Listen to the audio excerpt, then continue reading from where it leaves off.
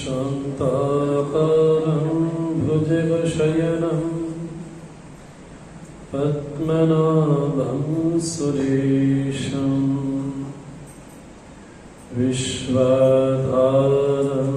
गगनसदृशं मेघवर्णं शुभांगं श्रीलक्ष्मीकान्तं कमलनयनं योगिभिर्ध्यानगम्यं वन्दे विष्णुं भवभयहरं सर्वलोकैकनाथं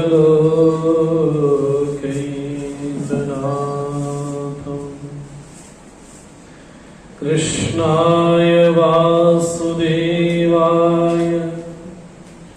हरये परमात्मने प्रणतः क्लेशनाशाय गोविन्दाय नमो नमः। सच्चिदानन्दरूपाय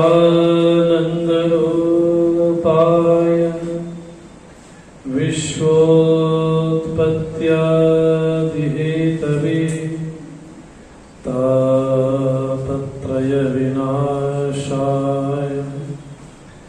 श्रीकृष्णाय वयं नमः।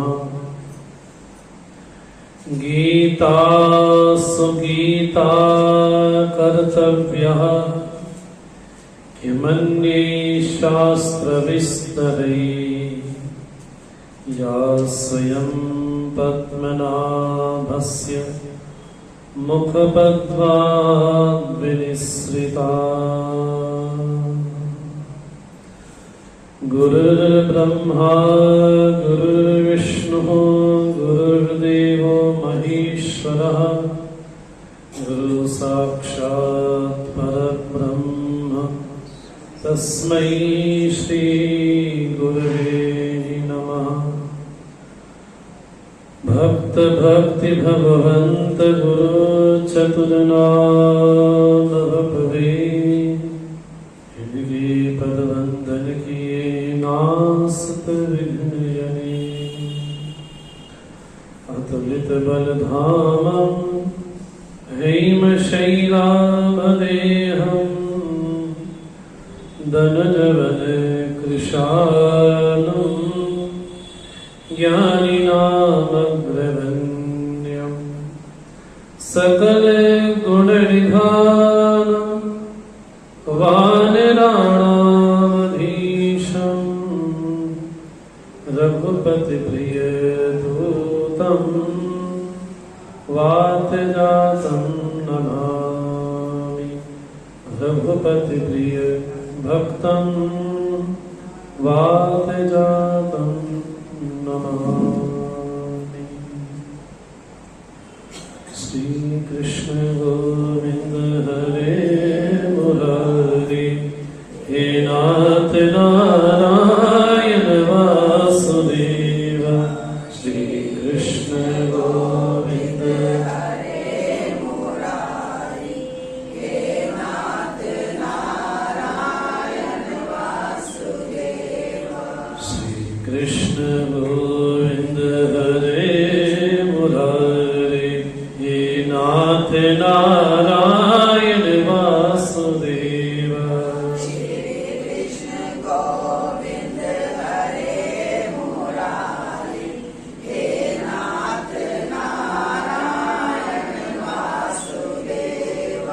हे नाथ नारायण वासुदेव। हे नाथ नारायण वासुदेव। हे नाथ नारायण वासुदेव। हे नाथ नारायण वासुदेव। हे नाथ नारायण वासुदेव। हे नाथ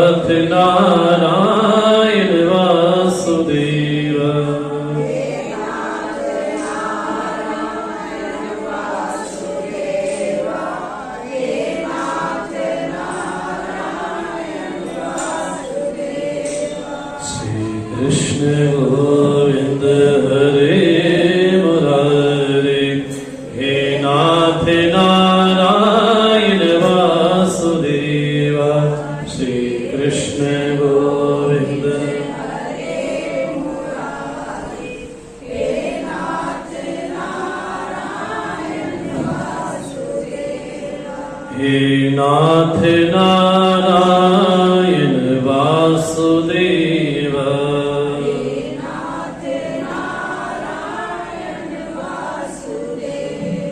हे नाथ नारायण वासुदेव,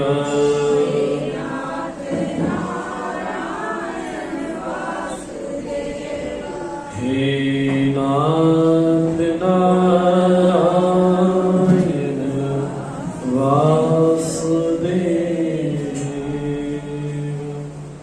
श्री कृष्णचंद्र भगवान की, पवन सुत हनुमान जी महाराज की, उमापति महादेव की, बोलो भाई सब संतन की जय। भगवान की विशेष कृपा से, अहेतुक कृपा से आज योगिनी एकादशी के पावन उपलक्ष्य पर भगवान की दिव्य वाणी अर्जुन को निमित्त बना करके, माध्यम बना करके, जरिया बना करके भगवान समस्त मानव जाति को उपदेश करते हैं। गीता केवल ऐसा नहीं कि केवल हिंदू ही पढ़े, ऐसा नहीं कि पुरुष ही पढ़े, ऐसा नहीं कि कोई अनपढ़ ही पढ़े, शिक्षित ही पढ़े। गीता संपूर्ण मानव जाति के लिए, कोई किसी भी पंथ को, संप्रदाय को बिलोंग करता हो, किसी भी पंथ विशेष को मानता हो, किसी संप्रदाय को मानता हो, किसी इष्ट को मानता हो। केवल ऐसा नहीं कि मैं भगवान श्री कृष्ण का उपासक हूं तो गीता मेरे लिए है, दूसरा कोई राम उपासक है तो उसके लिए गीता नहीं, ऐसा नहीं। कोई शक्ति की उपासना करता है तो उसके लिए भी गीता है। कोई भगवती की, भैरव की उपासना करता है, कोई बजरंगबली की उपासना करता है, कोई शैव है, कोई शाक्त है, कोई वैष्णव है। आप किसी संप्रदाय को मानते हो जो हमारे इष्ट हो, चाहे ठाकुर जी लड्डू गोपाल हमारे इष्ट हो, चाहे मर्यादा पुरुषोत्तम भगवान श्री राम हमारे इष्ट हो, भगवती दुर्गा हमारे इष्ट हो, दुर्गा स्तुति पढ़ते हो, आप किसी भी इष्ट को मानते हैं, कोई भी आपका पंथ हो, संप्रदाय हो, किसी को भी मानते हो, संपूर्ण मानव जाति जब कहा जाता है तो सबके लिए, सबके लिए। अर्थात अगर कोई सन्यासी है, गृहस्थ है, ब्रह्मचारी है, वानप्रस्थी है, ब्राह्मण है, क्षत्रिय है, वैश्य है, शूद्र है, स्त्री है, पुरुष है, बाल है, युवा है, पुण्यकर्मी है, सत्कर्मी है, पापी है, दुष्ट है, बोले सबके लिए गीता एक समान है। इसलिए भगवान हम सब लोगों को सजग करते हैं, सावधान करते हैं कि जीवन में एक चीज बड़ी समझने वाली है। बोले क्या? बोले जिसके कारण आज हमको देह प्राप्त हुआ, शरीर प्राप्त हुआ, आसपास की परिस्थिति प्राप्त हुई, माता पिता प्राप्त हुए, मित्र मिले, वैरी मिले, शत्रु मिले, संबंधी मिले, योग्य पुत्र मिला या अयोग्य पुत्र मिला, या मिला ही नहीं, मिलकर के बिछुड़ भी गया, यहां से चला भी गया, कुछ समय के लिए रहा भी सही। इन सारी चीजों का जो कारण है उस कारण पे हमारा कभी ध्यान नहीं जाता। हम ऐसे हैं, पेड़ के पत्तों पे तो पानी देते हैं, लेकिन पेड़ की जड़ों पर पानी हम नहीं देते। जबकि पेड़ किससे बनता है, बढ़ता है, फूलता है? बोले जब उसकी जड़ों में पानी डाला जाए तब वो फलता उभरता है। लेकिन हम सारी उम्र पत्तों पर तो पानी डालते हैं, लेकिन उसकी जो जड़ें हैं उस जड़ों को हम पानी नहीं डालते। इसलिए भगवान बड़े सावधान करते हैं कि आज हमको कुछ भी प्राप्त हुआ है, अगर मनुष्य देह प्राप्त हुई है, अगर किसी को पशु योनि प्राप्त हुई है, किसी को पक्षियों की योनि प्राप्त हुई है, कोई जलचर है, कोई नभचर है, कोई किसी जलाशय में रहता है, यहां तक कि इस लोक के अलावा जितने भी लोक हैं, पुराणों में सुना जाता है कि इस तरह से हमारे लोक है, इसको 14 लोक कहे गए।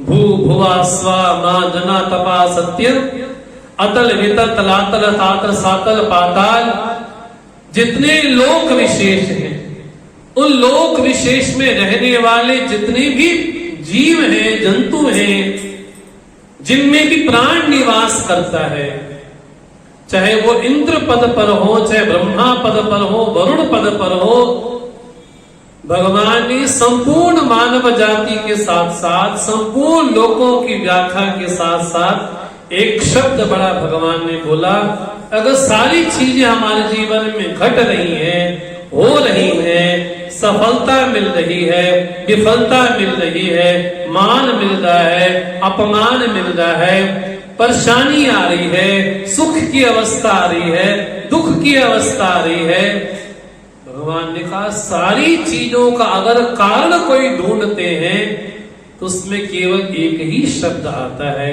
उसका नाम है कर्म। आप सोचो तो सही, भगवान संपूर्ण विश्व की व्याख्या करते हुए एक शब्द बोलते हैं, कर्मणो ह्यपि बोधव्यम। हमें जानना चाहिए कि वास्तव में कर्म किसको बोलते हैं। केवल शरीर की चेष्टा करने को कर्म नहीं कहा जाता। कंघी कर लिए, बाल संभाल लिए, घूम लिए, टहल लिए, इसको कर्म की श्रेणी में नहीं गिना जाता। ये तो शारीरिक चेष्टा है। बाल बनते हैं, नाखून बढ़ते हैं, इसमें कोई हमारा प्रयास तो नहीं है, सहज होता है। इसको कर्म की श्रेणी में कैसे गिना जाए? कर्म वो है जब हम ये मानते हैं कि मैं करने वाला हूं, मैं करता हूं। जब ये मानते हैं कि मैं करने वाला हूं, उस समय हमारे ऊपर कर्म का सिद्धांत लागू हो जाता है। इसलिए भगवान सावधान करते हैं, गहना कर्मणो गति। हे अर्जुन, कर्म की गति बड़ी गहन है। इस लोक के अलावा अगर इंद्र लोक भी है, इंद्र को भी ब्रह्म हत्या का पाप लगा। आप भागवत सुनते हैं, इंद्र को भी ब्रह्म हत्या का पाप लगा, उसको भी दंडित होना पड़ा। इसका मतलब भगवान के जो पार्षद हैं जय और विजय, जब सनकादि ऋषि उनको मिलने के लिए आते हैं भगवान को, तब जय और विजय उनका रास्ता रोकते हैं। तब समझना चाहिए कि वहां पर भी माया है, वहां पर भी सिद्धांत लागू होता है। इसलिए भगवान बोलते हैं, गहना कर्मणो गति। कर्म की गति बड़ी गहन है। कोई पढ़ लिख करके भी, एजुकेट होने के बाद भी पैसे के लिए मोहताज है, और कोई अनपढ़ होते हुए भी, अंगूठा छाप होते हुए भी करोड़ोंपति है, अरबोंपति है। कोई ऐसा है जिसके इस बारे में संभावना नहीं की जा सकती इसको कभी सुख मिलेगा, लेकिन वहां पर प्रतिदिन मदिना भी होती है, मांस भी लोग खाते हैं, फिर भी लगता है कि बड़े वो सुखी हैं। हमें बड़ी शिकायत होती है कि भगवान इतना आपका भजन करते हैं फिर भी हमारे जीवन में कष्ट है। वो व्यक्ति खाता पीता भी है, गलत आचरण भी करता है, लेकिन बड़ा सुखी लगता है। ये अवधारणा, ये समझ हमारी कैसे बन गई? भगवान बोलते हमने कर्म के सिद्धांत को, थ्योरी को ठीक से समझा नहीं। अगर हमारा जन्म इस प्रांत में हुआ, इस समाज में हुआ, इस परिवार में हुआ, तो हमने अपने माता पिता को चुना नहीं। हमको जो घर में संतान मिली, वो संतान हमने चुनी नहीं, हमको मिली है। भले ही लायक हो, भले ही ना लायक हो, हमको मिली है। हमको बहू बेटी हाँ जी मिली है। हमारा प्रारब्ध है ऐसा है, हमारा जीवन ऐसा है, हमारी नियति ऐसी है, और जीव चाह करके भी हाँ जी इस कर्म के सिद्धांत को तोड़ नहीं सकता। इसलिए भगवान बोलते हैं कर्म की गति बड़ी गहन है, इसको समझ पाना बड़ी विचित्र बात है, बड़ी कठिन बात है।